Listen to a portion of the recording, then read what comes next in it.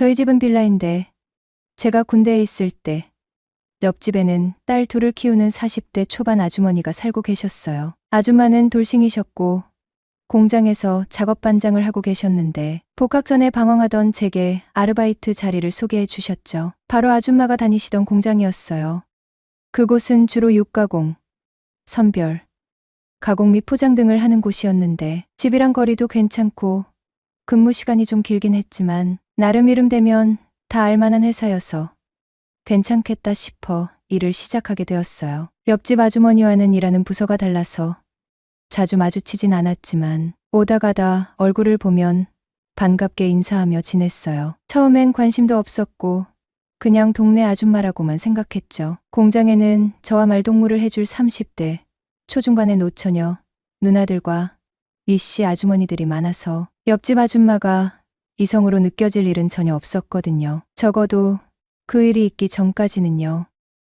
저는 가까이 지내는 누나가 한 명 있었어요. 매일 밥도 같이 먹고 커피도 늘 함께 마시며 저를 아주 아껴주셨죠. 그녀는 저와 같은 라인에서 일하는 35살 정숙 누나였는데 제가 좋아하고 있었어요. 얼굴은 평범했지만 몸매가 정말 환상적이었죠. 평소 타이트한 청바지를 자주 입고 다니셨는데 제가 이제껏 본 뒷모습 중에 정숙 누나만큼 견줄 만한 사람은 솔직히 말해서 가수 설현 정도였어요. 대한민국 남자라면 다들 아시죠?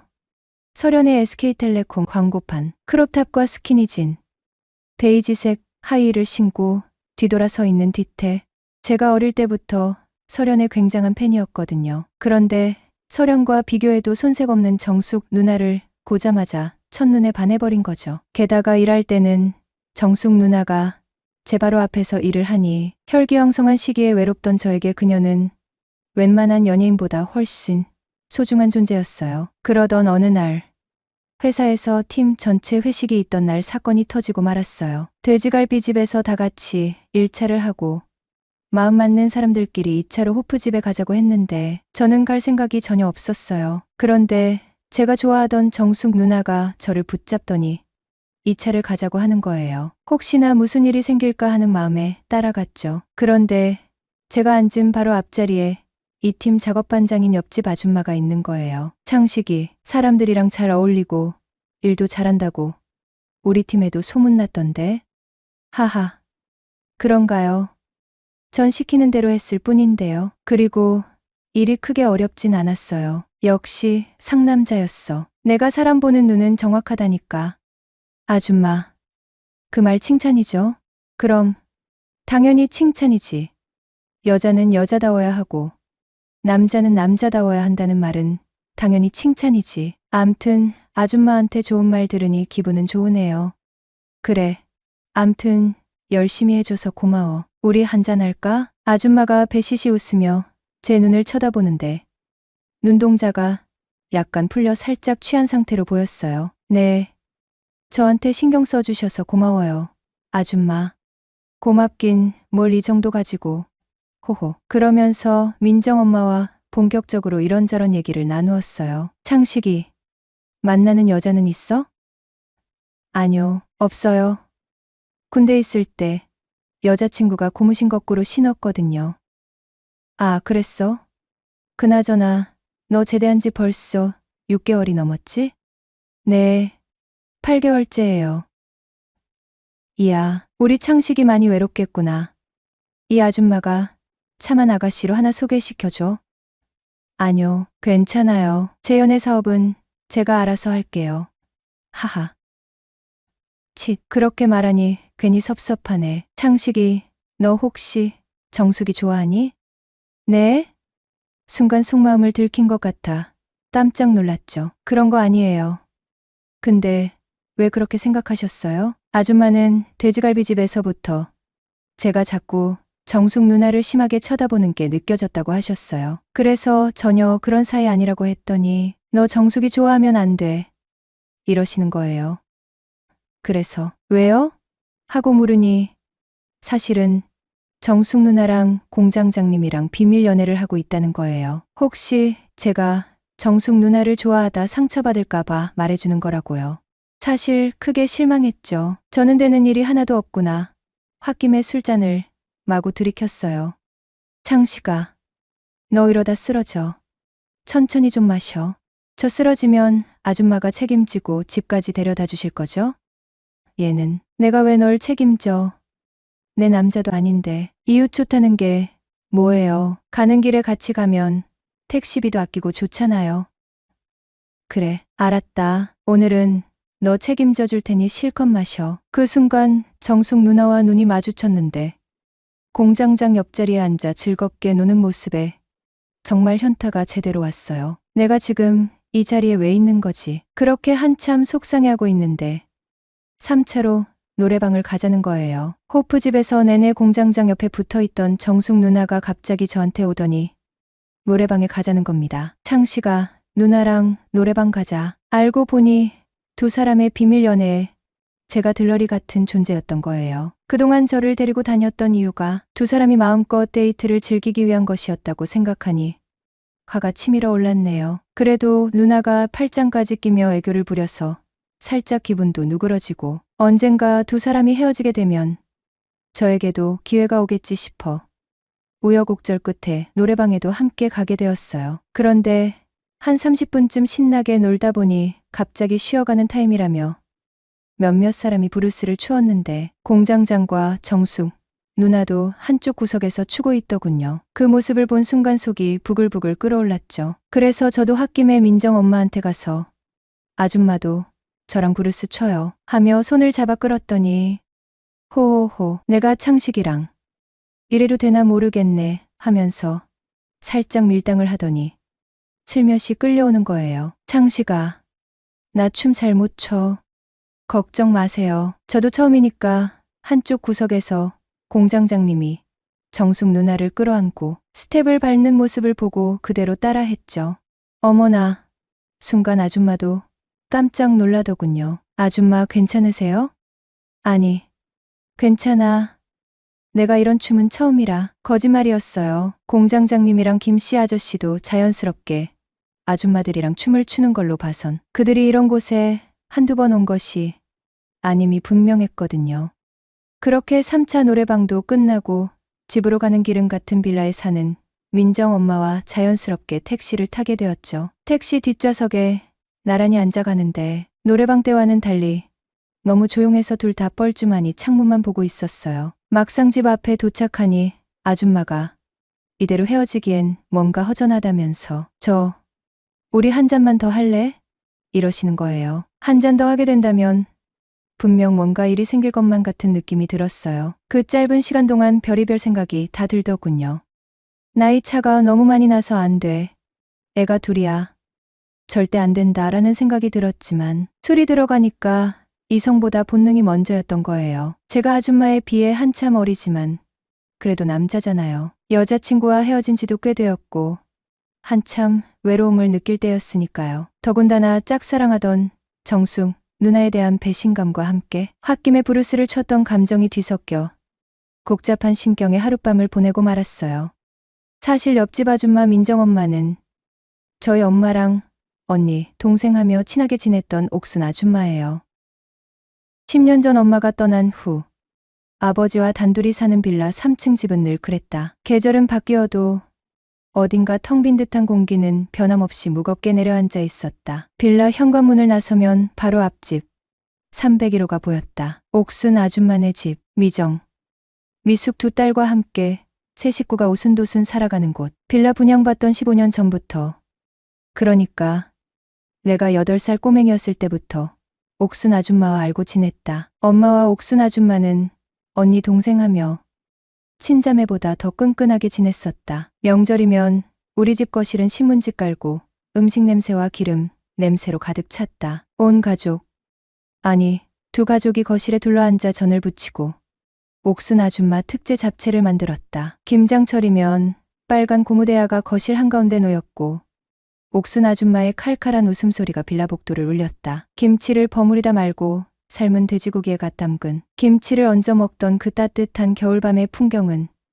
이제 빛바랜 사진처럼 희미하게 남아있을 뿐이다. 8년 전 엄마는 암으로 갑작스럽게 세상을 떠났다. 마지막 순간까지 엄마는 옥순 아줌마를 찾았다. 옥순아, 우리 창식이 우리 창식이 좀 잘 부탁해. 가느다란 숨을 몰아쉬며 옥순 아줌마의 손을 잡고 했던 그 마지막 부탁. 유언과도 같았던 그 말 한마디 때문에 옥순 아줌마는 엄마가 떠난 후 더욱 살뜰하게 우리 집을 챙겼다.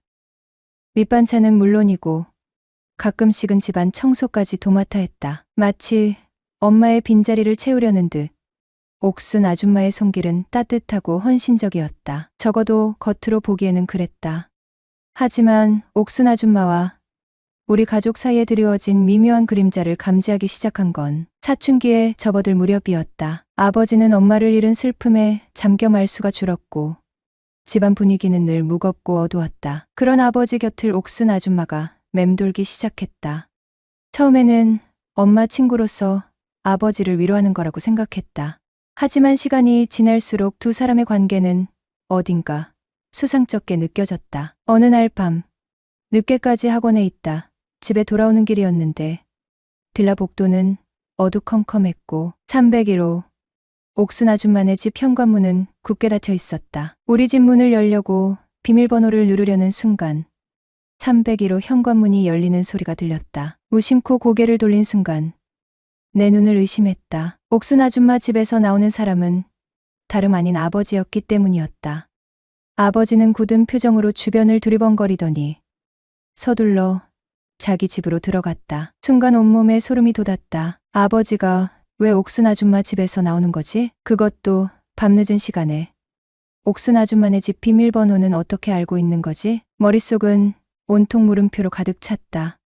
그날 이후 나는 예민한 사춘기, 소년 특유의 날카로운 촉으로 아버지와 옥순 아줌마의 관계를 예의주시하기 시작했다. 몇 번 더 수상한 장면들도 목격했다. 아버지가 옥순 아줌마 집 앞에서 서성이거나 옥순 아줌마가 우리 집 현관 비밀번호를 누르고 들어오는 것을 본 적도 있었다. 두 사람이 몰래 만나 속삭이는 모습, 어색하게 시선을 피하는 모습은 단순한 이웃 사이라고 보기에는 석연치 않았다. 옥순 아줌마는 홀로 두 딸을 키우는 싱글맘이었다. 이혼 사유는 정확히 알지 못했지만 옥순 아줌마의 입에서 흘러나오는 남편 이야기는 늘 부정적이었다. 무책임하고 가정에 소홀하고 심지어 폭력적이었다는 둥. 옥순 아줌마는 전 남편에 대한 깊은 원망을 품고 있었다. 그런 옥순 아줌마에게 아버지는 어떤 존재였을까? 사춘기 시절 나는 아버지와 옥순 아줌마의 수상한 관계를 도저히 이해할 수 없었다. 엄마에 대한 배신감, 아버지에 대한 실망감, 그리고 옥순 아줌마에 대한 복잡한 감정이 뒤섞여 혼란스러웠다. 엄마가 그토록 믿고 의지했던 옥순 아줌마가 엄마가 떠난 자리를 아버지와 함께 채우려 한다는 생각에 혐오감마저 느꼈다. 어린 마음에 질투심 비슷한 감정도 느꼈던 것 같다. 엄마의 빈자리를 다른 여자가 차지하는 것도 싫었고 아버지의 관심을 옥순 아줌마가 빼앗아가는 것도 싫었다. 그때부터 옥순 아줌마와 거리를 두기 시작했다. 옥순 아줌마가 반찬을 들고 찾아오면 어색하게 감사 인사를 하고 방으로 들어가 버렸다. 옥순 아줌마가 말을 걸어도 건성으로 대답하거나 아예 무시하기도 했다. 옥순 아줌마는 그런 나를 안타깝게 바라보며 창식아, 왜 그러니? 무슨 일 있니? 하고 물었지만 나는 차갑게 고개를 돌렸다. 옥순 아줌마는 더 이상 묻지 않았고 그 후로 우리 집을 예전처럼 살뜰하게 챙기지는 않았다. 어쩌면 옥순 아줌마도 내가 자신을 불편하게 생각한다는 것을 눈치챘는지도 모른다. 시간이 흘러나는 20살이 넘었고 옥순 아줌마와 아버지의 관계에 대해서도 더 이상 깊게 생각하지 않게 되었다. 아버지와 옥순 아줌마는 여전히 빌라 앞집, 뒷집에 살고 있지만 예전처럼 왕래하는 모습은 거의 볼 수 없었다. 어쩌다 복도에서 마주치면 어색하게 목례를 하거나 짧은 안부 인사를 주고받는 정도였다. 이후 아버지에게 새로운 여자가 있다는 걸 알았고 두 사람의 인연도 진작에 끝났음을 눈치챘을 때쯤에는 옥순 아줌마 역시 우리 집과 왕래를 전혀 하지 않았다. 문득 사춘기 시절 옥순 아줌마를 괜스레 피했던 이유가 어쩌면 질투였을지도 모른다는 생각이 머리를 스쳤다. 엄마의 빈자리를 채워주던 따뜻한 옥순 아줌마의 관심을 아빠에게 빼앗겼다고 느꼈던 건 아니었을까? 어린 마음에 질투심이 싹터 자신도 모르게 아줌마를 밀어냈는지도 모른다. 하지만 만취한 밤, 새벽녘 택시 안에서 우리는 서로에게 이성적인 끌림을 느끼고 말았다. 어쩌면 그녀에게 나는 한때 사랑했던 아빠를 대신하고 나는 짝사랑하던 정숙 누나를 그녀로 대신하고 싶었는지도 모른다. 창식아, 우리 한 잔 더 할까? 술 기운 때문인지 아니면 다른 이유인지 알 수 없었지만 그 순간 심장이 두근거렸다. 한 잔 더. 라는 말은 단순한 술자리를 넘어선 어떤 의미를 담고 있는 듯했기 때문이었다. 저에게는 2년 가까이 만난 여자친구가 있었어요. 논산 훈련소에 입소할 때도 여자친구와 함께 갔었고 훈련소에서 편지도 가장 많이 받아 동기들의 부러움을 샀습니다. 서로 첫 경험이었기에 더욱 애틋하고 소중하게 느껴졌죠. 여자친구 덕분에 신촌, 홍대, 명동, 이태원, 여의도, 가평 같은 좋은 곳도 처음 가보고 여의도 불꽃 축제도 보고 남산에서 사진도 찍었습니다. 처음으로 뮤지컬도 보고 비행기를 타고 제주도 여행도 가는 등 여자친구와 함께하는 시간은 정말 눈 깜짝할 새 지나갔어요. 그러던 어느 날 입영 통지서가 날아왔습니다. 처음에는 제가 먼저 헤어지자고 했어요. 주변에서도 다들 그렇게 말했고 서로 힘들어질까봐 걱정했기 때문입니다. 하지만 여자친구는 노력해보겠다고 기다리겠다고 했어요. 미래에 대해 많은 이야기를 나누면서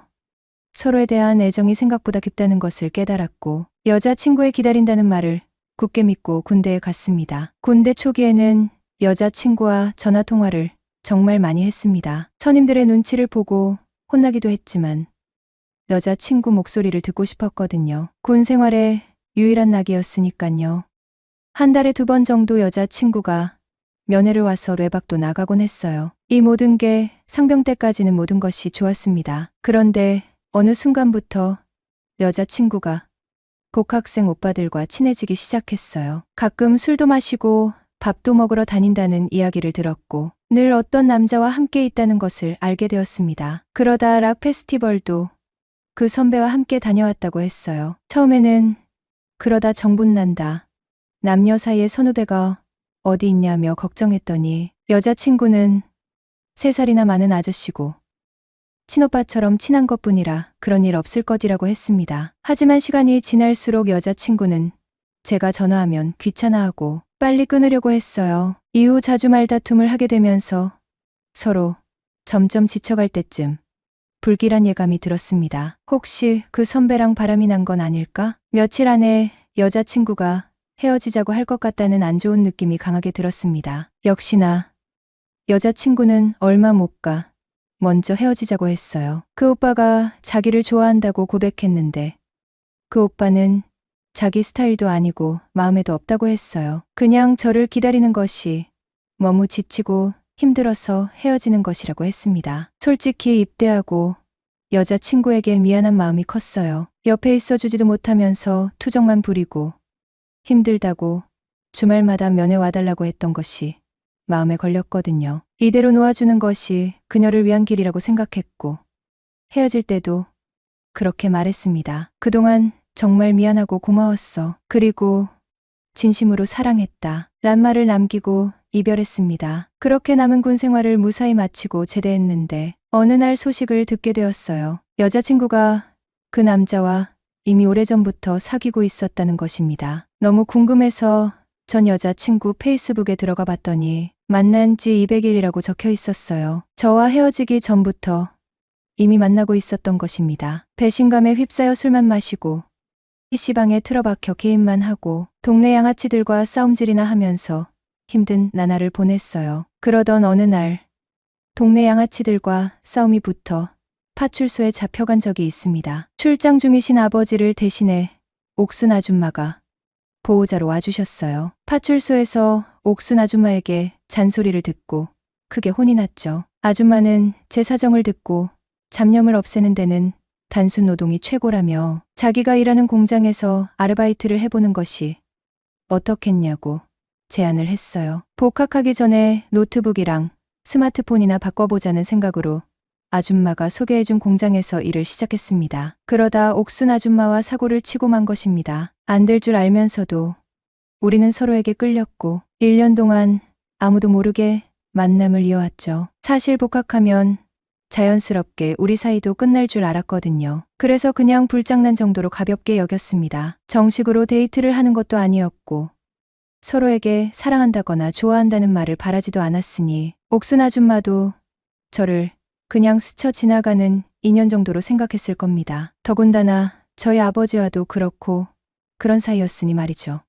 그런데 복학 후에 동아리 후배와 연애를 시작했는데도 옥순 아줌마와 일주일에 최소 한 번 정도는 만나고 있어요. 처음에는 언제든 헤어질 수 있는 만남이라고 생각했지만 정 때문인지 뭔지 모르게 옥순 아줌마와의 관계를 끊는 것이 쉽지 않았거든요. 아니, 사귀는 사이도 아니니 이별이라고 할 것도 없죠. 연락을 안 하면 그만인데 제가 연락을 안 하면 옥순 아줌마에게서 연락이 와서 만나게 되고 아줌마에게 연락이 없으면 제가 궁금해서 연락했다가 만나게 되는 상황이 반복됩니다. 정말이지 저에게 이런 희한한 일이 생길 줄은 꿈에도 생각 못했어요. 그런데 정말로 이런 일이 일어나 버렸네요. 어리석은 자는 방황하고 현명한 자는 여행한다.